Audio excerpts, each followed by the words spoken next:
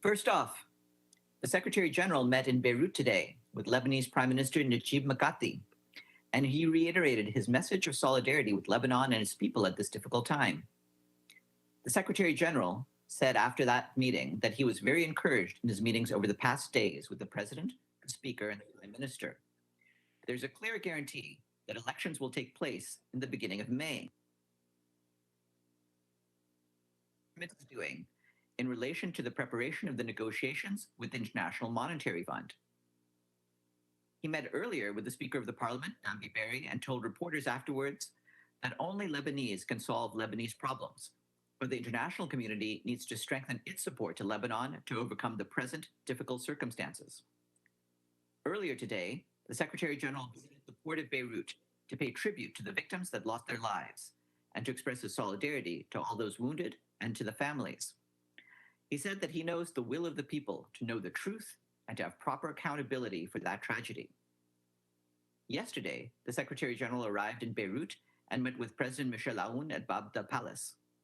He told reporters after that meeting that his objective is to discuss how we can best support the Lebanese people to overcome the current economic and financial crisis and to promote peace, stability, and sustainable development. Seeing the suffering of the people of Lebanon, he said, Lebanese political leaders do not have the right to be divided and paralyze the country. He added that next year's elections will be key, and Lebanon's people must be fully engaged in choosing how the country moves forward. On Saturday, the Secretary General received the Lamp of Peace Award given by the Sacred Convent of Assisi in Italy. In his remarks delivered virtually, he noted that St. Francis of Assisi was a true visionary whose holistic concept of peace is as relevant today as it was during his lifetime 800 years ago. Reminding the audience that St. Francis is the patron saint of ecology, the Secretary General said that our unsustainable production and consumption habits are causing a triple planetary crisis: climate disruption, a catastrophic loss of biodiversity, and levels of pollution that are killing millions every year. Climate action builds peace, he said. The Secretary General also called on leaders of all kinds to take responsibility, condemn all acts of violence and hatred, and address the root causes that undermine social cohesion. As societies become multi-ethnic, multi-religious, and multicultural, we need greater investments in inclusivity, he added. His full remarks have been shared with you. As we told you last week, the Deputy Secretary General, Amina Mohammed, is currently visiting Costa Rica. Yesterday, she visited a geothermal project.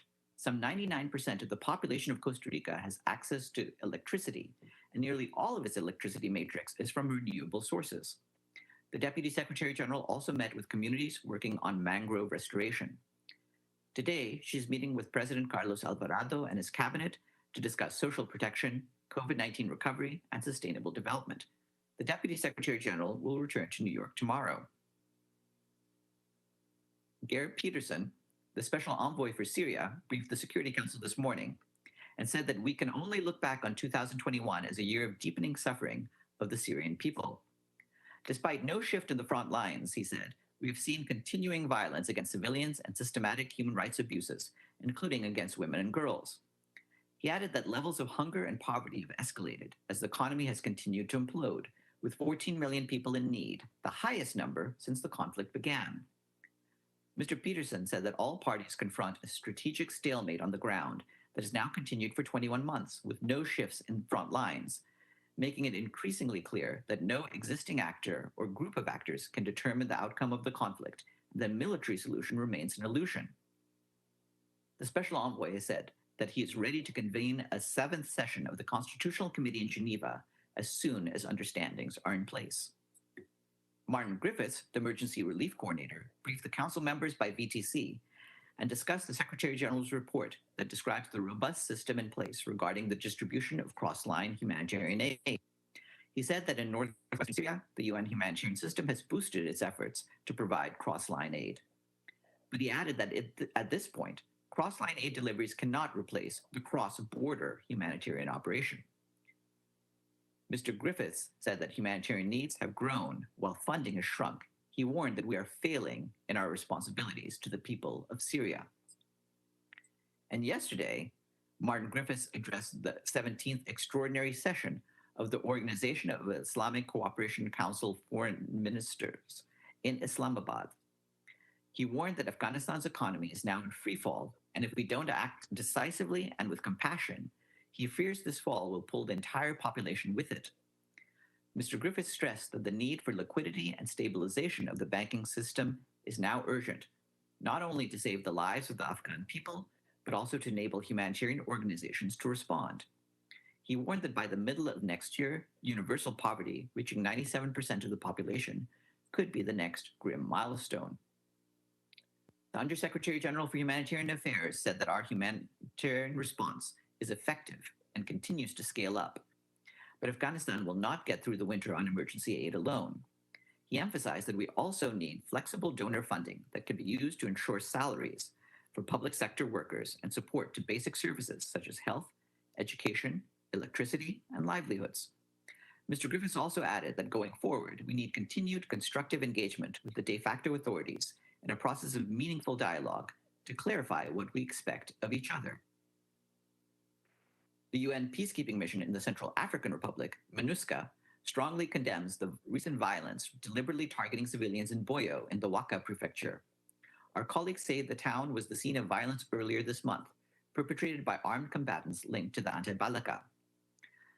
Around 15 civilians were killed. There were also cases of amputation, extortion, and destruction of homes. Nearly 1,500 people were displaced and are currently protected by UN peacekeepers, whose rapid intervention has restored stability in Boyo. The UN mission also says there is a massive arrival of armed combatants linked to the anti-Balaka in this area, as well as a risk that Fulani communities there could be targeted for attacks. The UN mission and humanitarian agencies conducted an assessment mission in Boyo last week and initiated investigations into the human rights violations committed there. Our colleagues reinforced their presence to prevent violence. They're also calling on all armed groups to immediately end attacks against civilians and to respect the ceasefire declared by President Touadera on the 15th of October. In South Sudan, the acting humanitarian coordinator there, Matthew Hollingsworth, has strongly condemned yesterday's killing of a World Food Programme staff member following an armed attack on a UN convoy. The convoy was returning from delivering food to flood-affected people in Tindir and Dukpadet in Jonglei State. Mr. Hollingworth urged authorities to make every effort to bring the perpetrators to justice, as well as to protect communities, humanitarian personnel, and assets across the country. Dukkan County in Jonglei was affected by flooding both this year and last year. Some 130,000 people are in need of assistance, including 17,000 children under 5. South Sudan remains one of the most challenging work environments for humanitarian workers. Yesterday's incident brings to 5 the number of aid workers killed in the line of duty in 2021.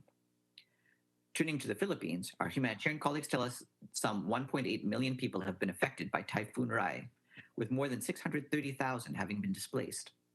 The government of the Philippines has accepted the humanitarian country team's offer for international assistance. The UN is working with NGOs and private sector partners to help people in the areas of shelter, health, food, protection, and other life-saving responses. We and our partners have also contributed to rapid needs assessments. In a statement issued today, the UN Resident Coordinator and Humanitarian Coordinator, Gustavo Gonzalez, shared a message of solidarity and support with the people of the Philippines. He said that the UN and our partners are coordinating with the government authorities to ensure timely support to address critical gaps and the needs of the most vulnerable.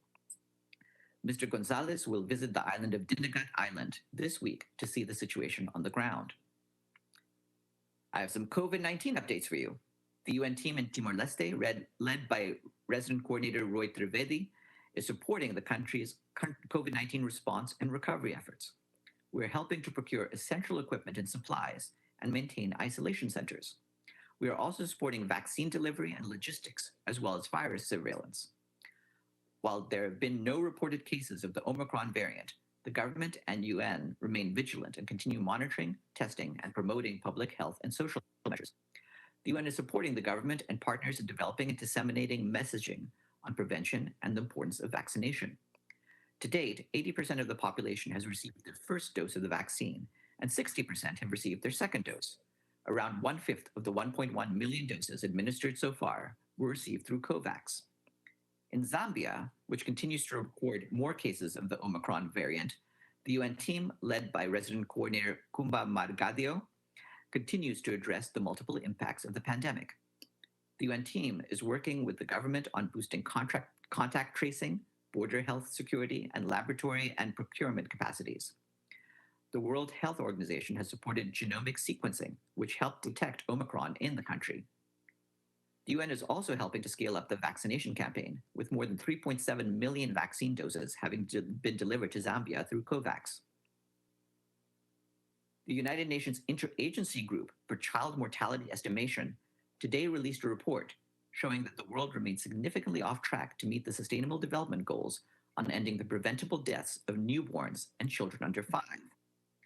According to the report, more than 50 countries will not meet the under 5 mortality target by 2030, and more than 60 countries will miss the neonatal mortality target without immediate action. The report shows that more than 5 million children died before their 5th birthday in 2020 alone, along with 2.2 million children and youth aged 5 to 24. The full report is available online. Today is International Human Solidarity Day. In a tweet, the Secretary General said that hunger is no longer about lack of food. It is largely a man-made disaster, concentrated in countries affected by large-scale, protracted conflict, he added. The Secretary General said that as we mark International Human Solidarity Day, we must remember our responsibility to do everything in our power to tackle both hunger and conflict. And after my portion of the briefing is done, I will be joined by the Humanitarian Coordinator for Somalia, Adam Abdul Mullah. He will brief you from Mogadishu on the new 2022 Humanitarian Response Plan for Somalia, which was launched today. Somalia is facing its 3rd consecutive failed rainy season for the first time in over 30 years. The new Humanitarian Response Plan seeks nearly $1.5 billion to help 5.5 million of the most vulnerable Somalis next year. So we will hear from Mr. Abdul Mullah once you're done with me. And once he is done, you will also hear from Paulina Kubiak, the spokesperson for the President of the General Assembly, who will also talk to you virtually. Are there any questions for me before we go to our guest? Yes, Celia, you first. Thank you, Farhan. The French forces, do you hear me? Yeah? The French forces, I can hear you. Barkhane, has left Tombouctou. Will this departure have an impact on the UN mission? What does it mean for the Malians in terms of their security? And does this departure risk opening the door to the return of jihadists? Well, as far as that goes, we are doing what we can through our forces, including MINUSMA, and of course also the other forces comprising the G5 Sahel, to do what we can to stabilize the situation in Mali and in the wider region, and we will continue to do that. At the same time, we're also aware, as you may have seen over the weekend, that the government of Mali has informed the Security Council of its consent for the deployment of 1,000 additional Chadian troops as part of MINUSMA. It's up to the Security Council to authorize an increase in the strength of MINUSMA based on recommendations to be made by the Secretariat. Scaling up uniformed personnel capacity would enhance the ability of MINUSMA to support Malian defense and security forces in protecting civilians and create further security space for the implementation of the peace process. So we will see what can be done about that. Kristen Salumi, sorry, you have a question? Yes, sorry. Thanks, Farhan. Just wanted to ask about the situation in Tigray. I understand that, and I've seen a copy of the letter that was sent to the Secretary General from the Tigrayan authorities saying that they were going to withdraw. Do you have any comment on that? There's also been reports that government airstrikes have been continuing. So what would the reaction be to the decision to withdraw and the ongoing airstrikes from the Secretary General? Thanks. Well, regarding the letter from the Tigrayan People's Front leader, what I can say is that that's being studied right now. So we're looking at it. I don't have any immediate comment on that. Obviously, we are looking forward at, we would look positively at any efforts that can bring the fighting downwards and ultimately to bring it to a full halt. So, but we'll study this and see where we can what can be done with that. Regarding the latest reports, I can't confirm any latest reports of airstrikes, but that certainly would be a matter of concern. We have made very clear the need to bring a halt to all the fighting, and we are continuing to work with all the various parties and press the case that it needs to stop and to stop now. Yes, in the back, you have your hand up? Yes, yes, please. Thank you, Farhan. I have a question regarding Libya. The elections should take place this week, and it looks like the country is not ready for that. My question is the UN with the idea to postpone the elections for a month or two, or you still insist that these elections have to take place on time? Also, Special Advisor Stephanie Williams have met recently with many Libyan dignitaries and politicians. Is there any consensus to postpone the elections, or what the feedback you're getting from Stephanie Williams? Thank you. Well, regarding that, you're quite right. Stephanie Williams met over the past weekend with a number of the key officials involved in the electoral process, with hearing views from the differing sides. We will wait to hear from her what her professional evaluation is of where we stand. For our part, we're trying to see what we can do to see whether Ms. Williams can also brief you sometime this week by video conference, and hopefully we'll see what we can do with that. For now, as you're aware, any decision on the date of the elections ultimately is in the hands of the Lebanese authorities, including the Lebanese electoral authorities, and we're working with them, and we'll see what they have to say. And with that, I turn to Abdelhamid. Abdelhamid first, and then Evelyn after him. Yeah, thank you, Farhan. Since the killing of the Israeli settlers are attacking villages and towns near Nablus, especially the city of Barqa. As we speak, 67 were wounded, 15 of them by rubber-coated bullets. And a few days ago, Jamil Muhammad Al-Kayyal, he's 31, he was shot and killed in the head. Why these incidents do not resonate with the special coordinator, and only he issued a statement when a settler was killed? I'm going to continue asking about this selectivity of his statement. Well, in that case, I will again repeat my point from Friday, that Tor Venisland, our special coordinator, spoke against all of the violence, whether it was visited against the Israelis or against the Palestinians. And he is continuing to seek that all sides bring the violence to a halt. And again, that is without regard to which community.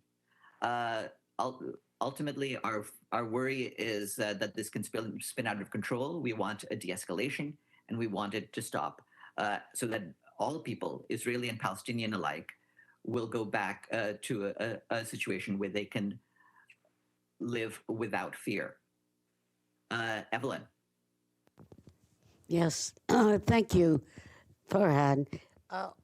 Excuse me. On Lebanon,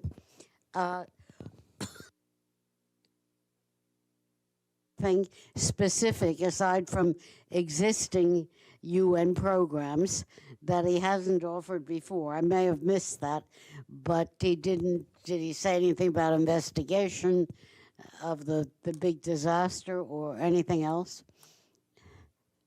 Well, please look at all of the various remarks. I have looked he's at made them. remarks after his meetings with the president, the prime minister, and the speaker of parliament, and also when he and his country team met with Prime Minister Mikati and the cabinet. And he talked about a number of different items, including the investigation into the Beirut port explosion, the handling of the UN interim force in Lebanon and the need for UNIFIL to be able to go about its work freely, the economic reforms, including the negotiations with the International Monetary Fund, and the progress towards elections next year. So all of those are present, and I would just refer you to the full scope of what he's been saying. Right. One more question on Central African Republic. Um, is it time perhaps for a name and shame of whether it's the Wagner Group or whoever is causing the unbelievable grief and killings and theft and whatnot, but to just say it's pretty bad, we have the same thing all the time from the Security Council. Thank you. Well, I think we've made clear our views about the use of foreign mercenaries, and if you look at our reports and as well as the reports of the panel of experts, you'll see where we stand on that question. Celia? Yes, going back to Mali, aren't you concerned that the fact that Barkhane is leaving, it will open the door to Wagner or some foreign fighters? Our hope is that any gaps in the number of forces and the quality of forces on the ground can be made up one way or another, either through the personnel of the peacekeeping mission we have on the ground, MINUSMA, or through contributions to the G5 Sahel. But we'll see how this goes.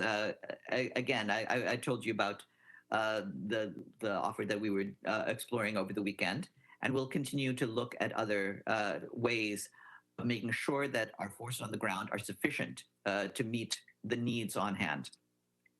And with that, I will turn to our guest, Adam Abdulmullah. Oh, hold on, one more, Kristen, and then we'll go to our guest. Sorry about that. Thank you, Farhan. I just wanted to follow up on Tigray. Do you have any sense that things are changing on the ground one way or the other? Is there an update on efforts to get in fuel and food? And are UN staff still being detained? What's your sense?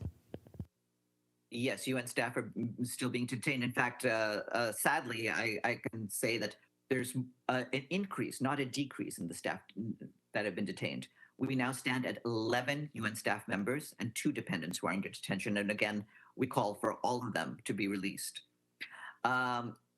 Regarding the situation on the ground, we're continuing with our humanitarian efforts. It continues to be difficult, and we've faced different obstructions, including, as you're well aware, obstructions on bringing in fuel, which is badly needed for the area. But we're in touch with all of the various authorities on the ground to do what we can.